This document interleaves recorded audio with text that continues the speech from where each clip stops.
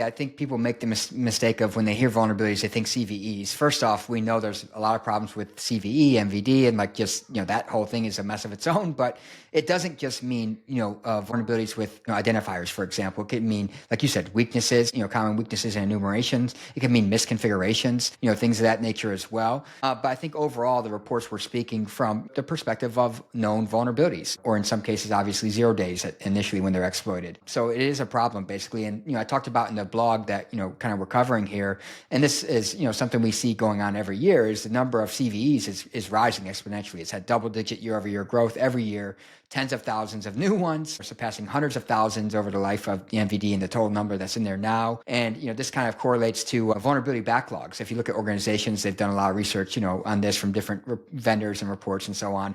And vulnerability backlogs are climbing to hundreds of thousands, even millions in some organizations.